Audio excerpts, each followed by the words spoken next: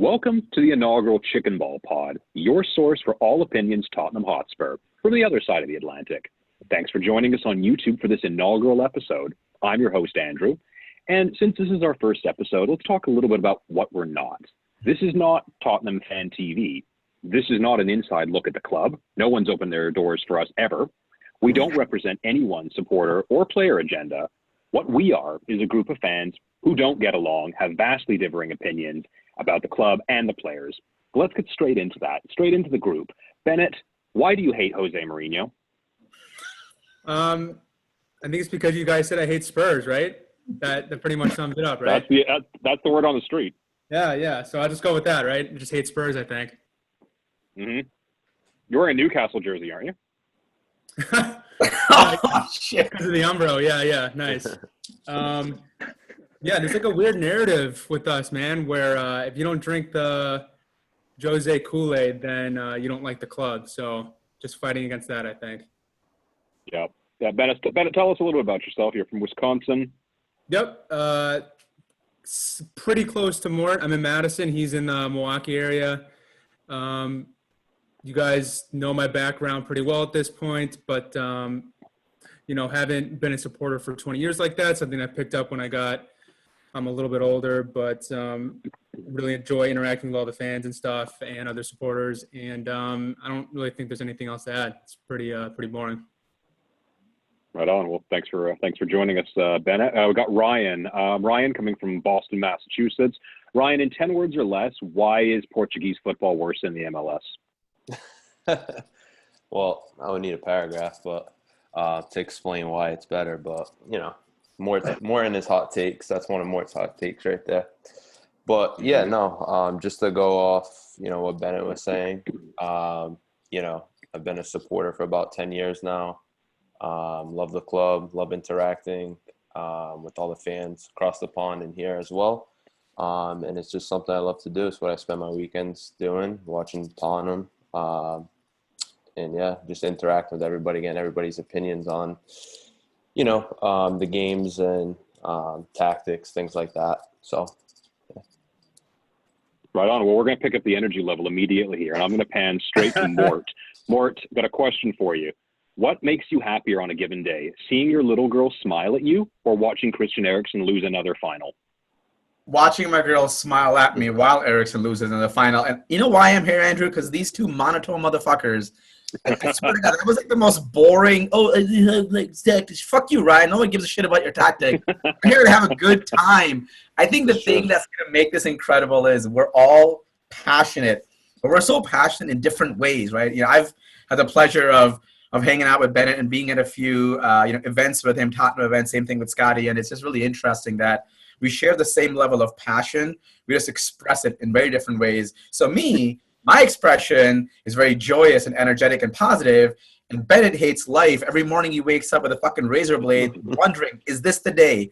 Is this the day? And the whole fucking thing. That's your problem, Bennett. You're just unhappy all the time, and it's not a narrative that you hate Mourinho. We know you hate Mourinho. And that Newcastle kid, I'm starting to wonder why you were on this podcast in the first place, man.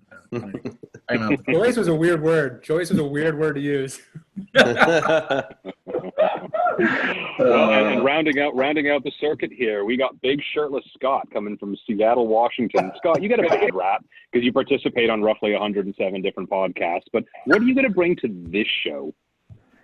Yeah, well, I'll absolutely tell you that I am for hire. If you pay me, I will come join your podcast. Mort has negotiated strongly to get me in this position, and I'm glad to be here. I also will not be wearing shirts on this show. Many different reasons that we'll go through, as this show progresses. What I'll bring to this show is ridiculously rash opinions, considering all of your opinions to be extremely rash. And then trying to add some pragmatism that I will not use in my own opinions. And generally just fighting with Mort as much as I can. I mean, there's times where most mornings in our chat, we have to at least first establish whether or not we're actually seriously going at each other's throats. And when we determine that we're not, we're good to go. And I think that's not even close to what I see from Ryan and Mort. So we'll get into that in many different ways as well. But, this is the best fucking show there is, hands down. ChickenBall. Let's go. Well, like I said, I'm Andrew, and as your host, I should mention I'm from Vancouver, Canada, the only one from north of the border. And as your host, I promise to bring you integrity, honesty, shithousery between all of these members and guests, and at some point convince you that both Sissoko and Winks would make a better figure skating pair than they would midfielders. But I digress. Let's talk about transfers, guys. We've had a couple of transfers already. A big one, Pierre-Emerick Højbjerg. And Bennett, I'll start with you. What's your opinion on that transfer? Does that answer a need for the team? Yeah, I think it goes without saying, if you don't have anybody in his position to begin with, it does fill a need. Yeah, I know we don't really want to dive tactically too much in it, but I think in like 10 seconds or less, a really efficient signing. We know Kyle Walker-Peters going the other way, but maybe the mold of defensive midfielder that I ideally would have preferred maybe is in the form of somebody that's a little bit more athletic, even though Højbjerg is physical, maybe not the most athletic I would like, and maybe not the most, what's the word? I guess athletic is the one I'd stick on, but it's kind of hard to argue with the value. I mean, $3 million net spend, I don't think you can do much better in today's markets. He will fill a need. Now, if that's going to be enough at defensive midfielder, I think you guys could chime in, but I don't know if it necessarily be enough. You could probably get another defensive midfielder because we're still one injury away from Andrew's favorite Winks and Sissoko midfield. So not going to find better value than him, even if he's maybe not the prototypical DM that I think I was hoping for. Ryan, just to pivot on that, then again, having a new defensive midfielder, which we really haven't had since Wanyama. And I think Wanyama was often kind of forgotten about because, of course, Dembele did so much of ball carrying and progressing the ball up the field, but it was Wanyama who was the one breaking up plays. I mean, he was so good. I mean, just to pivot on the fact that we've had so many good signings from Southampton, does this excite you at all, or were you expecting something bigger? Yeah, well, it excites me. I know it probably doesn't excite the average Tottenham fan, but, I think just to harp off what Bennett was saying, I think, obviously tactical reasons and then also financial reasons, we're not going to find better value. But I think one thing that's kind of going on the radar is his leadership and then his background as well. So he's still only 24, 25 years old. He's played at Bayern. He's played at a huge club. He's played in the German league. He's played here in the Premier League for the last 2-3 seasons. So we're not getting a player that we have to wait for him to settle to speed of the league and everything else. So I think on the whole of it, I think it's like Bennett was saying, it's great value. You're not going to find anything better in the market right now. And then I think the big thing's the leadership. He gives that backbone and that spine that Mourinho's teams need. I think moving Dyer to center back and then having Højbjerg just man the middle and also call out his teammates out in front of him and protect that back four. So I think it's a great signing. I love it. Well, and Mort, I mean, I know you weren't huge on it before it happened. I mean, the guy does have some degree of pedigree, coming from the Bayern Munich youth system. But again, have you kind of grown into this signing, or do you still think it's not good enough? No, I mean, I think what I like about this is what it means for the rest of the club, right? Like the rest of the squad. So, like, if you put Højbjerg in a vacuum, do I love it? No, fuck no. I mean, this is a fucking boring signing, right? Like, we have the greatest stadium in the world, we have the greatest club in the world. We just signed a fucking leftover from Southampton who couldn't even break into their squad towards the end of the season, lost his captain armband. So, in a vacuum, it really sucks. There's nothing exciting about this, but think about the implications of this, right? Like, one of the biggest tragedies over the last couple of years for Tottenham has been that Moussa Sissoko has had to get fucking minutes. The guy sucks. He's trash. He can do one thing really well, and everything else he sucks at. But the problem is we needed him because what he offered as far as coverage for Sergio Aurier to go up, it was essentially mandatory to have Sissoko on the pitch because we really only had Sergio could play on the right, and we needed Sissoko to cover all the space leaves behind. So when Bennett kept saying he's athletic, like Højbjerg's athletic, well, that's kind of really what we need right now is somebody who's really athletic who can cover that space and still allow Aurier to go. I don't think he's as bland as like Bennett makes it sound because fucking Bennett's takes on football are usually wrong anyway. But what excites me about this signing is what it means for the midfield and what it means for Serge Aurier. I think we now have the ability for him to go up and still feel protected without needing Sissoko, which means that our midfield now may have Gio and Ndombele. I mean, come on. That's got to be exciting. I think one of the biggest challenges we've had with not getting Ndombele on the pitch is because of his defensive work rate. I mean, you have a guy like Højbjerg playing right behind him. You now have the flexibility to play Ndombele, which is really, I think, what most of us are dying to see, right? I mean, the guy's a fucking vision. He's a talent. He's going to be incredible. But he can't get on the pitch because of some of his misfortune. So I really hope that this was a masterclass by the greatest manager to ever live, Mourinho, to get Ndombele, who could theoretically be a phenomenal midfielder for us. And he's like, you know what? For me to get that guy out there and really piss Bennett off in Madison, I got to make sure I bring Højbjerg so we can then play Ndombele. That's my take. And it's obviously right, so we can probably move on, Andrew, if you want. Yeah, I mean, I was going to anyways, but now you've given permission, I think I will anyways. But Scott, I know you falsely think that Winks is one of the better midfielders in the Prem, despite the fact that he can't really dribble, defend, shoot, cover anybody. His passing's okay. I know his passing forward pass for 90 minutes is above average. But all joking aside, if because I do assume that he is going to be on the starting lineup on the first day, Harry Winks, that is, and he will get to play further up, assuming that Højbjerg is the one playing in behind. So what does that do for a guy like Harry Winks? Mort talked about the knock-on effect. So what does that have on a player like Winks who isn't that good?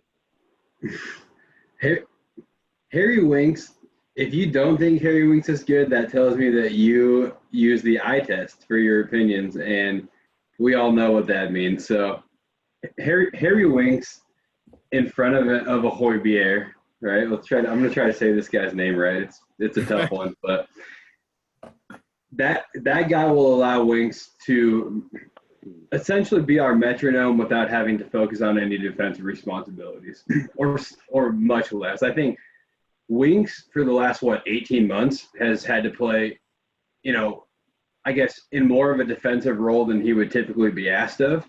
And I think Sissoko has had to cover the right side of the pitch quite a bit and has left Winks in precarious positions often as well. And so I'm just very interested to see what he's able to do in front of somebody who can really protect space and behind somebody like Lo Celso or Tanguy who can focus on getting forward, because Jose Mourinho wants that guy in the middle of the park who can just keep things cool, keep pace when we need to. I mean, of course, we're not going to have much of the ball, but I think we need to make sure that our spacing is there. And I do think Winks can pick a quick pass too, pretty incisively. So I think most importantly, I can talk about all these theoretical reasons why it makes sense, but Mourinho is sold on the dude. He loves Harry Winks. And Jose Mourinho is just a world-class winner, man, a shrewd operator. He has flaws. I know we're going to talk about him, but if that man believes in Harry Winks, then I don't understand why anyone on this show thinks that they don't, have reason to feel the same way, And Scott, if there's somebody on this show who does not feel that way, do we think they're just stupid? I mean, I question why they're here, to be completely honest. I mean, I do. No, Scott, is the reason you're not wearing maybe they can host. Is the reason you're not wearing a shirt because you don't have it or you don't know how to use an iron? I'm not wearing a shirt, man. Here we go. We got to get into it. I can't wear shirts. I get a terrible rash when I wear a shirt. I can't wear shirts. Okay. No, just joking aside, actually something here, obviously, the last few years, bullying's been a real thing. And can anybody else notice that Ryan has actually left the room? And I was just checking the messages now, and it said, crying, be right back. I'm pretty sure that's, it says it on the WhatsApp grab. I told you guys. I told you, ChickenBall was going to be shit. And this is terrible podcast. This is verification and validation of what we all know, how trash this fucking Listen, for anybody listening, turn this shit off right now. You should not waste your time with this bullshit. Fucking Ryan won't even be here. Dog. You just walked off. It was for a dog. Oh my god. Ryan, you said you were crying. She was crying. She's gone now.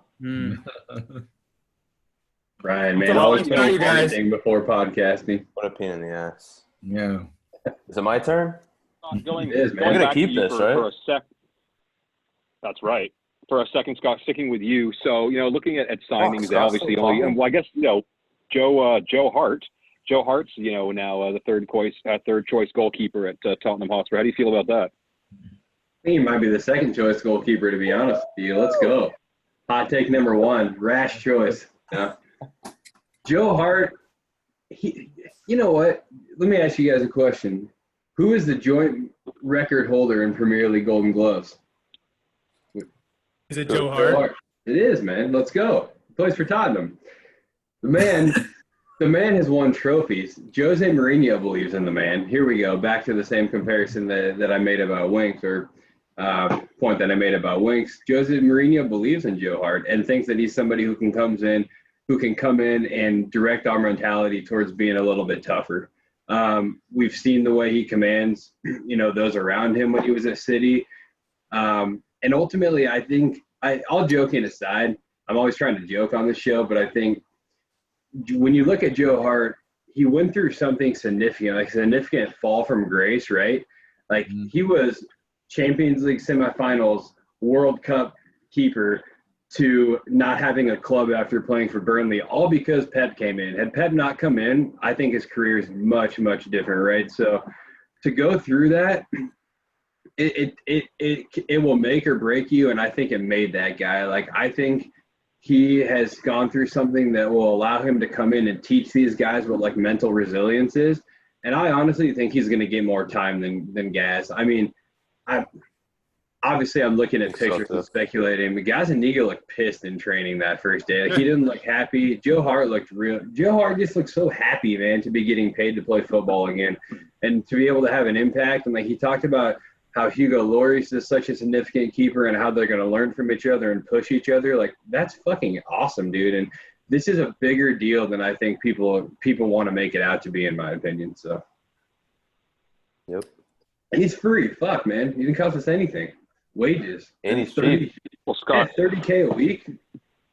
$30K, yeah, that's next to nothing, for a Premier League, proven goalkeeper. But Scott, I did want to touch just very quickly before moving on your comment about you're always trying to joke. I mean, most of your opinions are a joke, so I think that does make a lot of sense. That you're constantly trying to make light of something that is so easy to disprove. But here's my mentality. It's low risk. It's fucking high reward. I say shit that's crazy. If it's correct, like, you won't forget that I said it. So cheers, boys. Didn't you want to base the team around Luke Amos, who we just sold? No, I think Luke Amos, we'll buy him back. It probably costs us a little bit, but we'll buy him back, and he'll do a lot for us. So. Fair enough. Well, I mean, I'm going to open this up to any of you guys. So again, only 2 signings in. They're both fine. They both had a purpose, but obviously still the issue remains right back, because it looks like Aurier is out the door. So now we have 0 right backs, if that's the case. You can only think there's got to be some plan in place. So Ryan, you keep a pretty good pulse on the Spurs news, the transfer news. Anything in the pipeline for a right back?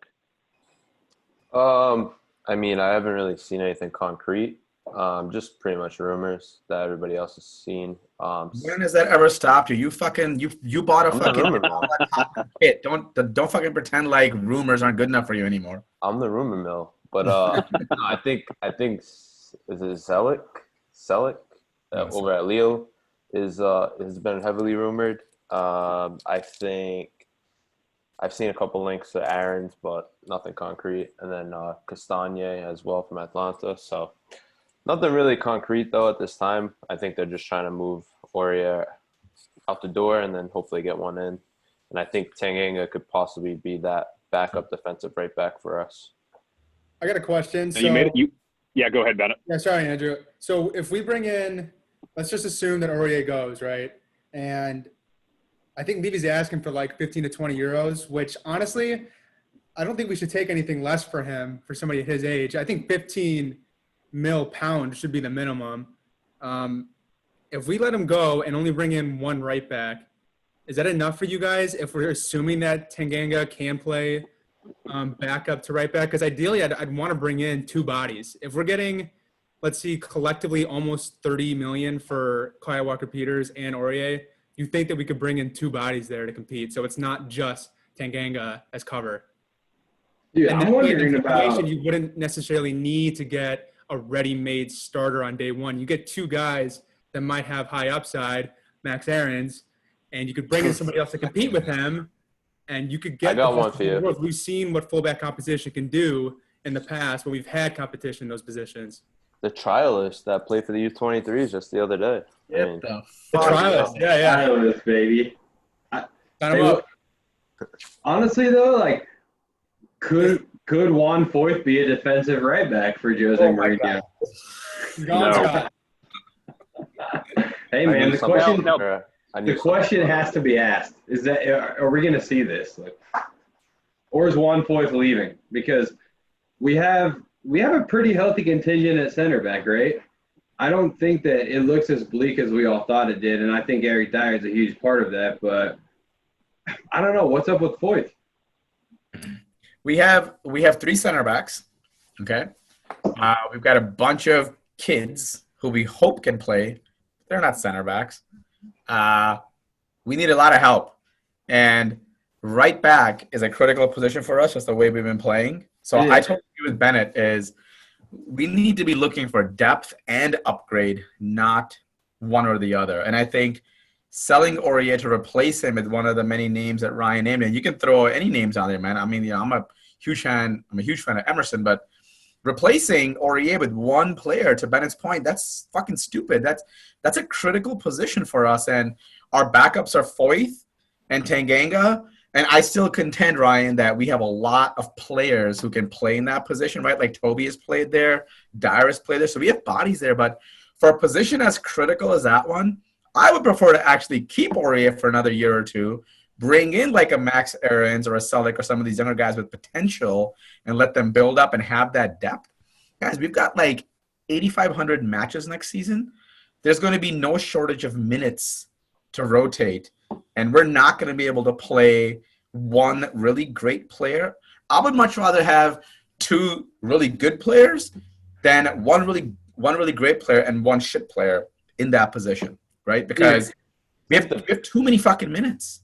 Yeah, I think the big thing with Aurier, though, is he's been pushing for a move since last year. I think he almost left last year, and then also I think his contract is up in, I want to say 2022, and there's been no concrete talks about a renewal for him. He's definitely pushing for a move. So when you say he's pushing for a move, is that the same source as when Dybala had signed? He had actually signed for Tottenham, and then Levy didn't give the extra Talking shit about that 500 pounds of that fucking bullshit you come up with these stupid. That shit was so close. Oh my God, Dude, it was. Come on now. I was banking it too. You know what? I'm gonna pull a Ryan. I'm gonna get some more fucking beer. This is. I will say, though, that I do also want us to buy 2 right backs. I wouldn't be surprised if Aarons comes in after we sell Surge and then we sign some like older head on a low fee or like a free or something like that. I don't know if anyone's up for free. I haven't taken the time to look at it, but there's rumors about Mourinho wanting to bring in a pretty experienced head at the right back position. So I think that makes sense. But I do not think Juan Foyth is going to be our backup right back at all. I think him and Tanganga are going to have to be used in like piecemeal fashion throughout the season in various competitions. But if Aurier is out, we got to have 2 right backs, right? Yeah. Ryan, can I throw out a name?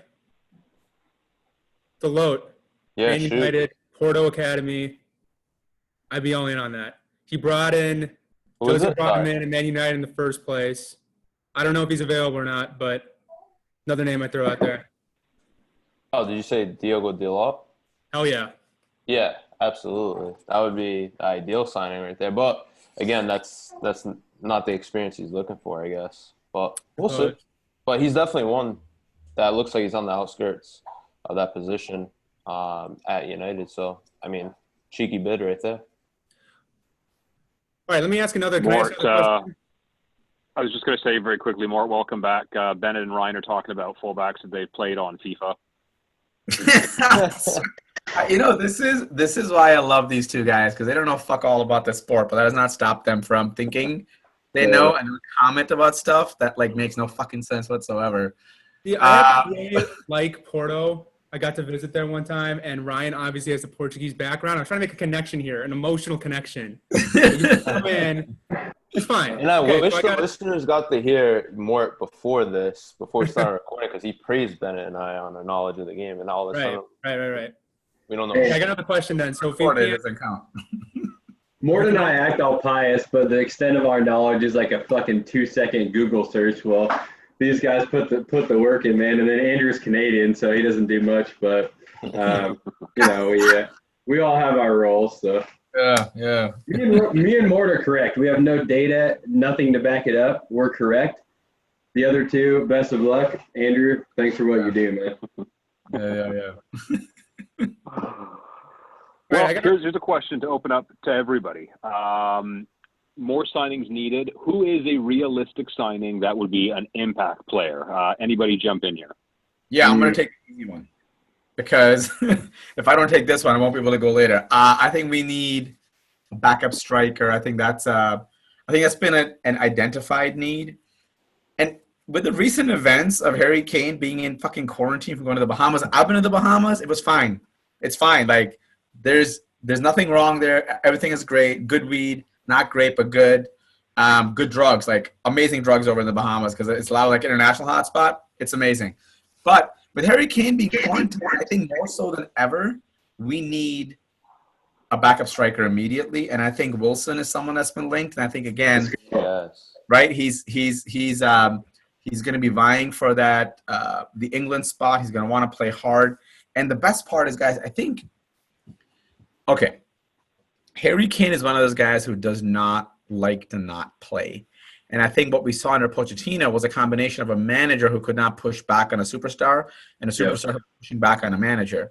And what we saw was Harry Kane continuously get injured because he was being overworked. And a part of that was not having a backup. But at the same time, the other part was he just kind of put his name on the match day sheet first. Mourinho will not let that happen, right? He has managed some of the biggest personalities in the history of football. He's not going to get pushed around by Harry fucking Kane from whatever village he came from. So I think more so than ever, we're going to need a backup striker so that when Mourinho is pushing to rotate, he actually has an option as opposed to having his hand forced to play Kane for, whatever 50-odd games we're going to have this year. Kane is not going to be able to fulfill those minutes. We know his ankles are shot. We need to preserve him. He has to be in a snap count. So that's why I think that Wilson will be a phenomenal signing. The numbers I've been hearing, 10, 15 mil. I don't know. Maybe fucking Ryan's rumor mill has a better number, but that's a pretty reasonable amount for somebody who can come in and just kind of bang in some goals, like do some hold up play things like that. What track? Yeah, I'd heard Bournemouth was demanding. Bournemouth was demanding 30 million. Rotation. He never sat Harry Kane when he was fit so far. Oh my God, Bennett, you have to be the smart one. The moment I'm smarter than you on this pod, we burn the fucking computers because the world is over. Harry Kane did get sat. He got sat in the in the Champions League group stage after we'd already qualified. And that's the reason to buy these. Okay. Would that have ever happened under Maurizio Failure Pochettino? No. Would have never happened, Bennett. Would have never happened. Because we have examples. We have examples of the previous year where we've already secured enough points to come out of the group stage, and Kane still started in that last match of the group stage because, again, he is a winner, man. He's the kind of player who does not want to come off the pitch. You want players like that. You want those guys on your team, but they have to be managed. That's what man management's all about. It's all about the snap count. And I think Mourinho is the kind of manager who will say, Harry Kane, fuck off. I manage Ibrahimovic. You're still just a boy. You're not a man yet. Go sit down, and I'm going to put Wilson in there. So that. Look at Sergio Aguero. He gets benched, right? Like Pep benches Sergio. Like now he's obviously hurt, but like before that, like Jesus would start every few games. Like Aguero came out, or he'd come out around the 70th minute. Like you said, more like too goddamn bad. Like you're great, but like you're useless when you're injured. Right. I want to side with Bennett, but then you guys are saying shit that makes a lot of sense. I don't know, man. Sorry, Bennett. Bennett, you've been voted off the island. Wait. So he gets Samo gets credit for benching Kane in a pointless Champions League match and not for the rest of the season when he's fit. And that's an example that he has the authoritative nature and mentality to not take shit from his stars. I mean, Listen, remember, Mo went head-to-head with the most expensive inbound signing in Premier League history. So never question Mo's ability to push back on players. He will never lose to a player. He will never lose to a club owner. He will never lose to a club. But like Pogba, he fucking like bitch slapped him, right? Like, so he built. Remember, there's certain managers, and quite honestly, man, if you think about it, like Ferguson, like Mourinho, these are the only two guys, and I don't put Pep in this category. These are two guys that transcend the game, man. Like these guys are beyond the game. They're beyond clubs. They have a rap and reputation it's just bigger. Like, what player is ever gonna push back on Alex Ferguson? Nobody. You get in line. Same thing with Mourinho. You get in line. It doesn't matter if you're the most expensive signing in Premier League history. Pogba, you get in line or you get benched. And I think you know your role and shut your mouth. That's it. This is why Bennett doesn't understand football. Because the fact that he can't grasp this concept with Mourinho is why he'll just always be better at tennis. There's a distinction between being authoritative and being alienating. Like, there has to be some nuance. Oh, my God. Right? You know, I was not going to watch the documentary, but now I will. Because I fucking guarantee you that locker room is clicking. Mourinho is a man manager. Oh, no doubt. Right? He's going to be the star of the show. No doubt. That's going to be his show. Of course. Why would it not be? It's about him. I think It is about him. That's the whole point. It's not about Kane. It's about Mourinho and his tactics and his strategy and his plan. And if you believe the fact that the man has more trophies than our entire club, you believe it, right? Like, you follow it. That's why we brought him in. We didn't bring him in to question him. We brought him in to follow his plan, man. And I think, I mean, quite honestly, I've been very critical of like Pochettino because I think he came in under very difficult circumstances and he performed incredibly well. But at the end of the day, we are at a position now as a club where trophies is what defines our success, not top four finishes, not exciting football on the pitch, not taking a $5 million buy of Dele Alli and making him worth more, or Dyer from exporting. I don't think we can judge ourselves on those metrics anymore. I think we have changed the way we are judged. And I think when you bring a guy like Mourinho in, there's only one judgment. It's hardware. And if he says that Harry Kane has to sit so Wilson can start because that's how he thinks we'll get hardware, then I'll be booing Harry Kane to sit his ass down on the fucking bench. But that's just my opinion, and it's right. So I don't know what you guys talk. Just real quickly, just to harp on this backup striker, discussion. I think one to look out for would be Higuain. If he is up for a move to England, I think he was trying to go back to Argentina, but he did play under Mourinho at Real Madrid, and he was just bought out of his contract today at Juventus. So, have you ever seen the compilation of Higuain missing sitters? It's like a YouTube video out there of him missing like 42 sitters. It's fucking beautiful. You should watch it. Yeah, and that comes with the history, but he's also scored hundreds of goals as well. So that's true. Yeah, it's an experienced signing. I don't know if that's something he's looking for, but and then if you really want to tie into the conversation too, is Khedira. So he played under Mourinho at Real Madrid as well. And he was one of his favorites, and he was bought out as well today by Juventus. So it'll be interesting to see what happens with those two. The wages be huge. Could be. That's the thing. It really depends on the player. We know Mourinho has that in his locker where he can convince a player to come and play for his club. And maybe Gareth Bale. Bale. That's right.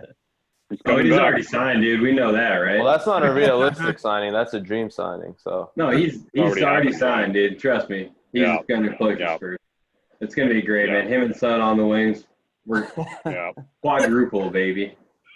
Whatever. I mean, like I've said before, triple Scott, do you really think though that Gareth Bale could displace your favorite Eric Lamela?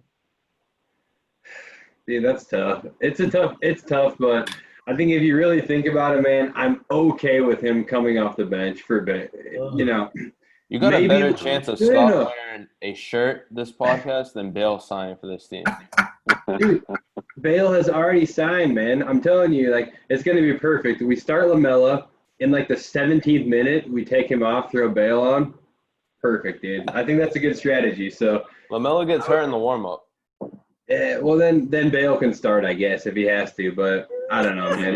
It'll be fine. Sissoko could also start on the wing and for Lamela if required. But I am so sure so sure that Gareth Bale has re-signed that we should actually be talking about him changing his haircut back to form the English game as opposed to whatever it is he's wearing now. That is how confident I am that he's already signed. Hey, sign us up for an entire show dedicated to that, man. I think there's a lot of content there.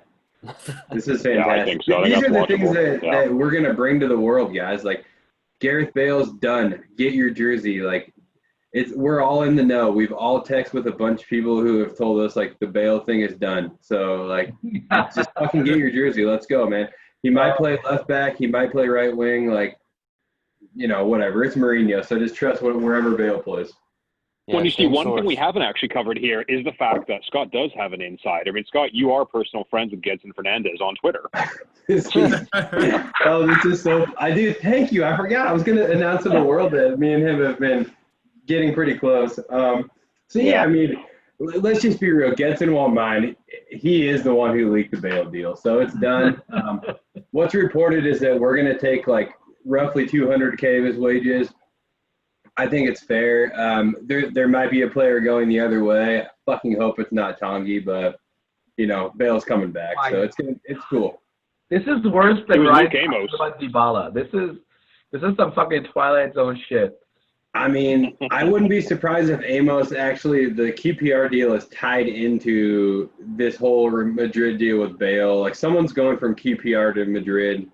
I don't know. All that's going to happen, but this is what's happening. Stop smoking weed before the fucking podcast. I live in Washington State. So, anyways, whatever, guys. Just trust it's done. Listen. If Gareth Bale signs for Tottenham, I'm going to do two things. One, I'm going to get the Welsh dragon tattoo somewhere on my body. You can pick the spot, but it can't be visible because I do have a job, okay? And two, I'm going to donate $1,000 to your charity of choice. Now, okay. We got that recorded, right? But this whole thing's recorded. But when he does not sign, you have to put a shirt on for one of the podcasts, and I'll tell you which one. All right, that's fine. That's fine. That's fine. That's fine. We on, baby. We on. I get the picture shirt too. At some point, it just became a thing that I would be shirtless on the show. I don't know when it happened, but like, we're not backing down. ChickenBall, we are not fucking cowards, man. Like, that's the one thing we will never be.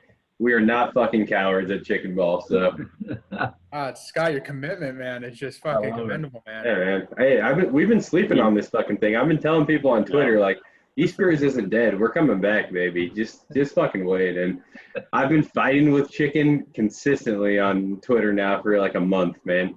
Piece of shit, Chicken. Scott, but I am Chicken. So.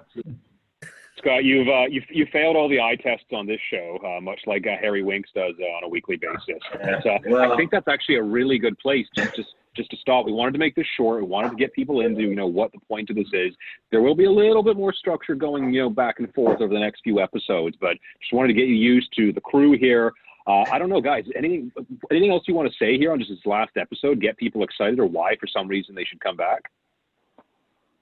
No, I didn't think so either. No. I anybody who wastes even 30 minutes of their life listening to this. No.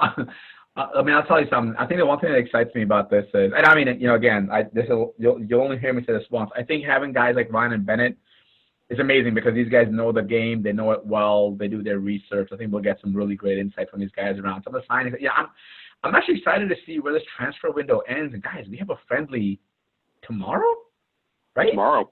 Right. Switch, I think. I will not be watching. The transfer window ends tomorrow? No. We have a fucking hell. What? You got the bill. So we have So I think just having that perspective around, because I mean, listen, we got a great WhatsApp group. I love that group. I love learning in there, and I'm excited to hear about what the lineup is and just hearing these guys' perspective, right? So I think we're gonna have a good balance. I'm pretty stoked about it. And anyway, thanks Scott for hosting. It's like fucking herding drunken kittens, man. That's what this whole thing is. It's a journey. All right. Well, guys, that's it. That's all the time we've got for this episode. So for Mort, for Scott, for Bennett, for Ryan, I'm, at least at this point in time, your host, Andrew. Like, we hope you join us going forward. We're super excited, to bring you some content, bring you some opinions, and let's just get at it. Come on, you Spurs. Yeah. Spurs. On you Spurs.